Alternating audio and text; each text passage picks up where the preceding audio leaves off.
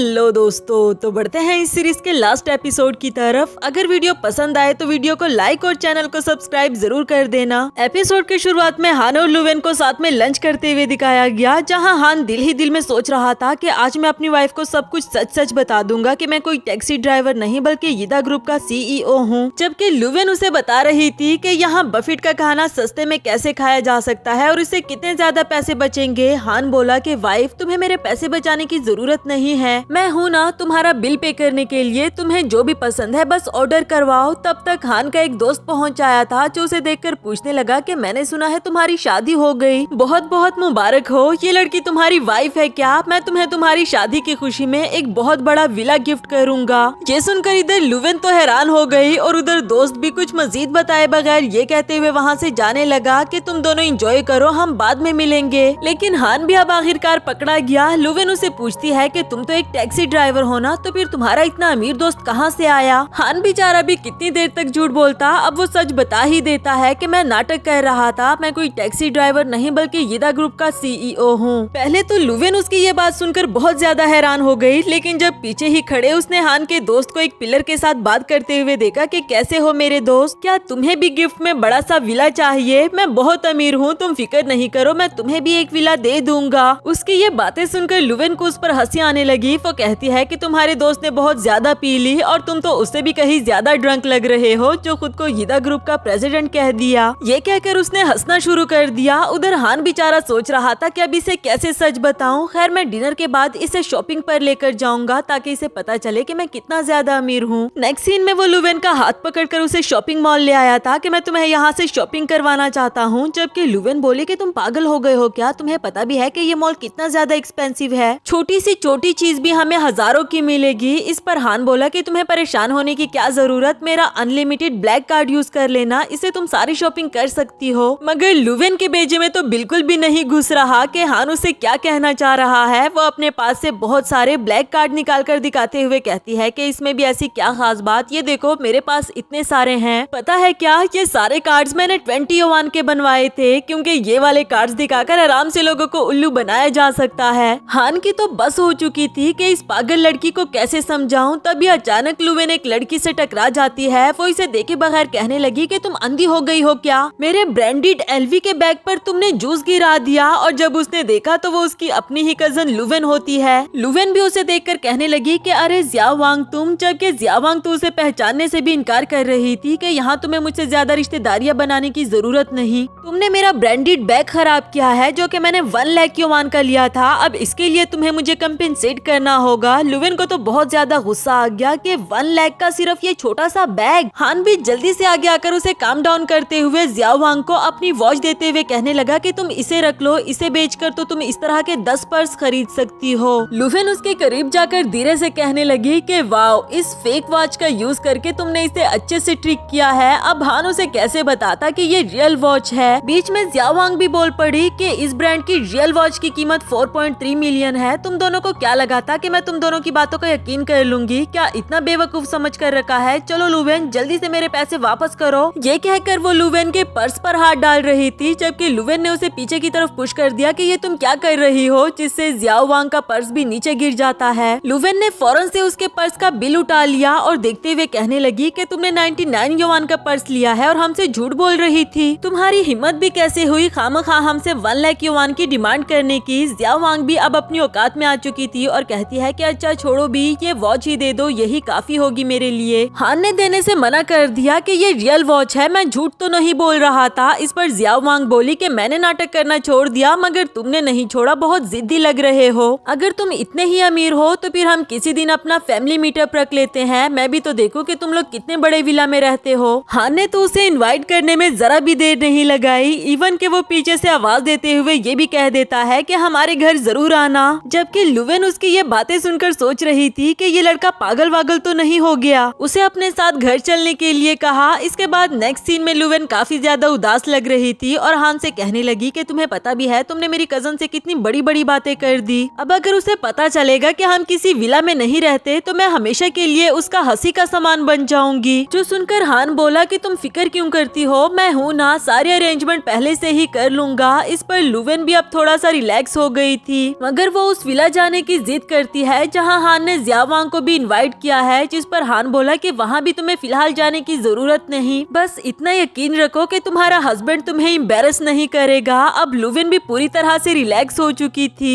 Next scene हमें उस meetup party का दिखाया गया जहाँ हान ने अपने सभी रिलेटिव्स को भी इनवाइट किया था और दोनों ही अच्छे से तैयार हो गए थे। यहाँ वो लुविन को अपने सेकंड अंकल और थर्ड आंटी से मिलाते हुए उनके हाई पोस्ट के बारे में बता रहा था कि उसके अंकल डिस्ट्रिक्ट के जनरल मैनेजर है और आंटी एक बहुत बड़े रेस्टोरेंट की इंचार्ज। ये सुनकर लुविन जरा शॉक्ड हो गई और हान को साइड पर लाकर उसे पूछने लगी कि जरा ये बताओ, इतना बड़ा मेंशन और इतने सारे लोग तुमने रेंट पर कैसे हायर किए, इन सबको मिलाकर कितने पैसे लगे होंगे। हान ने बताया कि मैं झूठ क्यों बोलूंगा, ये सब लोग सच में मेरे रिलेटिव्स है। इधर लुविन सोचने लगी कि ये अपना फेक रोल प्ले करते हुए इतना डीप चला गया है तो मुझे भी एक्टिंग जारी रखनी चाहिए। अब वो जल्दी से आगे आकर अंकल आंटी से बहुत अच्छे से पेश आने लगी कि प्लीज आप दोनों अंदर आए ना, इसे अपना ही घर समझो और अच्छे से खाना। थोड़ी ही देर में जियावांग भी पहुंच आई, ये कहते हुए कि तुम दोनों मेरा वेलकम नहीं करोगे क्या? वैसे लुविन, ये इतना बड़ा मेंशन तुम्हारे हस्बैंड का है, ठीक है, मगर मैंने इसे कहीं ज्यादा बड़े मेंशंस देखे हुए हैं तो मुझे इतना भी अच्छा नहीं लगा। इस पर लुविन कहने लगी कि अब ये मत कहना कि तुम मेंशन में इसलिए नहीं रहती क्योंकि तुम्हें पसंद नहीं। जियावांग उसके इस टोन पर कोई भी जवाब दिए बगैर आगे चली गई और इधर लुविन हान से कहने लगी कि देखा मेरी कजन का फेस कैसे रेड हो गया था। खुद तो वो इतने बड़े बड़े झूठ बोलती रहती है मगर किसी और की उसे एक छोटी सी बात भी बर्दाश्त नहीं होती। हान को भी उसकी ये बचकानी बातें सुनकर बहुत मजा आ रहा था। तभी हान के डैड पहुंच आए थे जो हेलो हाई करने के बाद बता रहा था कि मैं 10 घंटे की लंबी फ्लाइट लेकर यहाँ आया हूँ। ये लड़की ये यकीनन मेरी बहू ही होगी। हान बोला कि जी हाँ डैड, आपने ठीक बताया और लुविन कहने लगी कि डैड इतना लंबा सफर करके आप थक गए होंगे ना। हान जल्दी से जाकर डैड के लिए कुछ खाने पीने को लेकर आओ। उसके जाने के बाद लुविन डैड से पूछने लगी कि हान आपको एक दिन के लिए कितना पे कर रहा है। असल में वो अभी भी यही समझ रही थी कि हान ने सबको रेंट पर हायर किया होगा, जबकि डैड कहने लगे कि क्या कह रही हो, मैं इतना बड़ा बिजनेस रन करता हूँ तो भला अपने बेटे से पैसे क्यों लूंगा। लुविन भी उनके पीछे ही पड़ी रही कि वर्कर से उनकी सैलरी पूछना बिल्कुल नॉर्मल बात है। ये सुनकर डैड बोले कि व्हाट, जो सुनकर लुविन बोली कि अरे वाह, आपको तो इंग्लिश भी आती है, मतलब कि हान के पैसे जाया नहीं हो रहे। डैड बेचारा तो हैरान परेशान था कि ये लड़की क्या कह रही है। दूसरी तरफ जियावांग ने भी चुपके से इन दोनों पर नजर रखी हुई थी और इनकी सारी बातें सुन ली। दिल ही दिल में कहने लगी कि अच्छा, तो लुविन के हस्बैंड ने इन सबको पैसे देकर हायर किया हुआ है। देखते जाओ अब मैं तुम दोनों को सबके सामने कैसे एक्सपोज करती हूँ। नेक्स्ट सीन कुछ देर बाद का दिखाया गया जहाँ जियावांग का हस्बैंड भी पहुँच आया था। उसे देखकर वो कहने लगी कि हस्बैंड, अच्छा हुआ तुम बिल्कुल सही टाइम पर आए हो, चलो आओ मैं तुम्हें एक अच्छा सा ड्रामा दिखाऊं। इसके बाद वो सबकी अटेंशन लेते हुए बता रही थी कि लुविन और उसका हस्बैंड झूठ बोल रहे हैं कि सब कुछ उसके हस्बैंड ने रेंट पर लिया हुआ है, वो कोई सीईओ नहीं। ये सुनकर लुविन उससे पूछती है कि तुम ये कैसे कह सकती हो, जिस पर जियावांग बोली कि अगर मैं गलत कह रही हूँ तो जरा कसम खाओ और बोलो कि मैं झूठ बोल रही हूँ। इससे पहले कि लुविन कुछ बोलती तभी हान पीछे से आते हुए कहने लगा कि लुविन, तुम्हें कसम खाने की जरूरत नहीं, आज मैं तुम्हें एक सच बताना चाहता हूँ जो मैं बहुत लंबे अरसे से छुपा रहा था, वो ये कि मैं सच में ही यिदा ग्रुप का प्रेसिडेंट हूँ। अचानक से हान के डैड को देखकर इधर जियावांग का हस्बैंड कहने लगा कि अरे चेयरमैन और प्रेसिडेंट आप दोनों यहाँ, मुझे अपनी आंखों पर यकीन नहीं आ रहा। लुविन तो ये सब कुछ देखकर हैरान थी लेकिन जियावांग उससे भी ज्यादा हैरान हो गई कि हस्बैंड ये तुम क्या कह रहे हो, ये लोग तो मिलकर सबको बेवकूफ बना रहे हैं। जबकि उसका हस्बैंड उल्टा उसे ही बेवकूफ कहकर चुप करवा देता है। इधर हान बोला कि अब जब तुम दोनों जान ही चुके हो कि मैं कौन हूँ